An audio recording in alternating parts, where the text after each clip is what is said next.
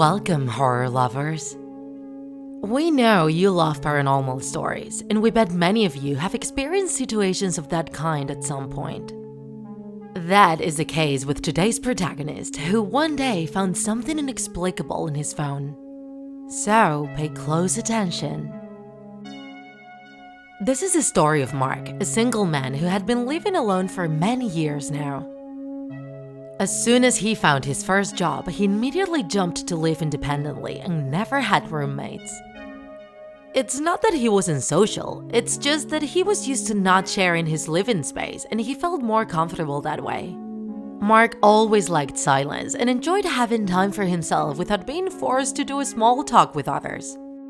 Maybe that's why at his 30 years of age, he only had a couple of friends and acquaintances. Or that's what he thought, at least.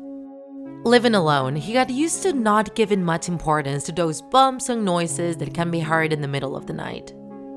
They sometimes were the neighbors, sometimes the traffic, and sometimes even some stray animal looking for food. He felt no fear, quite the opposite. What's the scariest thing that could happen to him?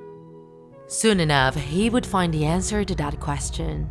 It was an ordinary day when Mark's alarm clock went off at 7 a.m., just like every other day. Mark turned it off, disconnected his charger, and got up, feeling well rested after sleeping all night. He went to the kitchen to make some coffee, and while eating breakfast, Mark started to check the day's news on his phone. New infection cases, more crimes, the country's economy plunging, ordinary everyday stuff. He was about to block his phone screen to drink his last sips of coffee when he thought about saying hi to his friend Henry. He hadn't talked to him in a while and was one of the few friends he still had. Henry also got up early, so he was online. He might be on the train to work right now. "We need to meet one of these days. My treat," wrote Henry. Mark answered saying that a couple of drinks would be great, but that he should forget about paying for them, that it was his turn. Henry was a good man, maybe a bit careless and a bit of a reveler, but he was always there to give a helping hand. At the end of the day, that's what really matters, right? Mark was about to say goodbye when he saw that Henry was sending him an image. Maybe something dumb, something he thought was funny. He didn't give it much importance, but did notice that the image didn't download correctly. He could only see a pixelated preview. So Mark went into the phone's gallery. Maybe that chat app had some sort of issue and maybe he could find the full image there. Mark checked everywhere in the gallery but couldn't find it, so he assumed that the download had just failed. He could ask Henry about the image later that day. Mark was about to block his phone when suddenly one photo he saw caught his attention. It was a photo of himself. It looked very dark, but Mark could recognize himself in it. His bed, his room, and Mark sleeping peacefully. It was impossible. Who could have taken that photo if nobody else was there? He checked the date. It was taken that very night at 3:42 in the early morning. And a drop of sweat ran through his forehead. He spent the entire day thinking about it, feeling very uneasy. What happened just didn't make any sense at all.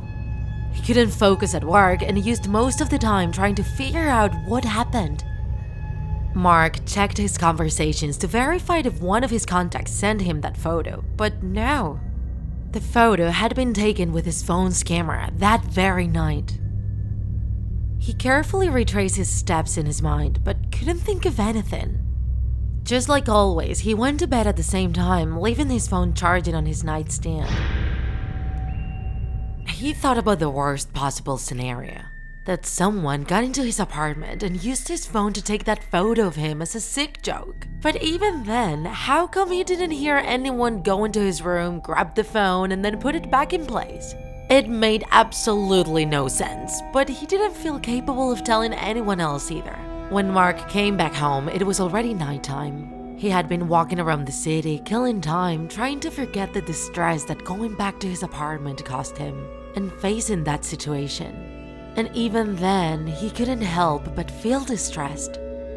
That night, he did everything to distract himself. turned on the TV, which he barely saw anymore. He also read for a bit and listened to music with all his lights on. All that made him feel a bit more safe. And soon enough came the inevitable moment of going to bed. It was past midnight, but he knew it would be impossible for him to fall asleep. He tossed and turned in bed, constantly thinking about what had happened. Who could have taken that photo while he slept? Nobody except his parents had the keys to the apartment. And he didn't think his landlord would do something as sick as that. He was a 70-year-old man who, as soon as he saw that Mark wasn't a problematic tenant, didn't come to the apartment again.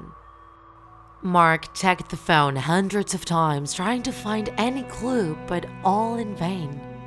He checked the gallery for the nth time until the inevitable happened. He fell asleep. He barely slept and woke up with a strong headache the next morning. As soon as his alarm went off, he grabbed the phone and turned it off almost automatically. He took a few seconds to wake up completely, and once he remembered everything, he completely stopped. He was scared of checking his phone. More than fear, he felt true panic. The apartment looked just like the day before, but nothing could take that concern out of his mind. Mark decided to try and not obsess over it, go to work, and pretend that nothing happened until he had to go back home, that is. And it worked. But just as he predicted, as soon as he finished work, the thoughts of what happened started taking over his mind again. He got into his apartment, ate dinner, and checked once again his phone's gallery. And what he saw left him frozen in shock. There was a new photo of him. Whoever took it put Mark's phone very close to him since his face filled the entire image. In disbelief, Mark checked the time the photo was taken at, 4:38 a.m. when Mark was sleeping. Mark had never felt such an intense panic before. What was happening was beyond a practical joke. His very safety was at risk. He thought about calling the police, but what could he tell them? They would just think he was crazy. At the end of the day, there were no clues of anybody else besides Mark getting into the apartment. So that day, he decided to stay awake all night. If anyone would get into his room, he would know. He laid on his bed, leaving his door open and his nightstand lamp on, and started watching his door. He lost count of how many times he checked his phone, trying to look for clues that weren't there. However, he managed to stay awake. His eyes were swollen and he was feeling an intense headache since his body was begging for rest. But he still managed to stay awake. It was about 6 in the morning when Mark felt his phone vibrate, which startled him. Who the hell was writing to him so early? When he saw the notification, he realized it came from an unknown number. He went into the chat and there was only one message. Are you awake? Panic invaded him once more. The phone vibrated again. It was the same unknown number, but this time, there was a picture.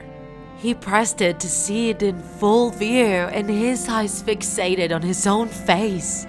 He saw himself looking at the phone's screen with the lamp's light illuminating the room. Someone else was there. He started shaking uncontrollably. And finally, a final message was received.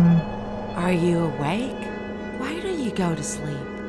In that moment, Mark slowly raised his head towards his door, and he finally saw it. If you enjoyed this video, don't forget to like it. And if you want to see more Draw My Life videos, subscribe to our channel. See you in the next episode.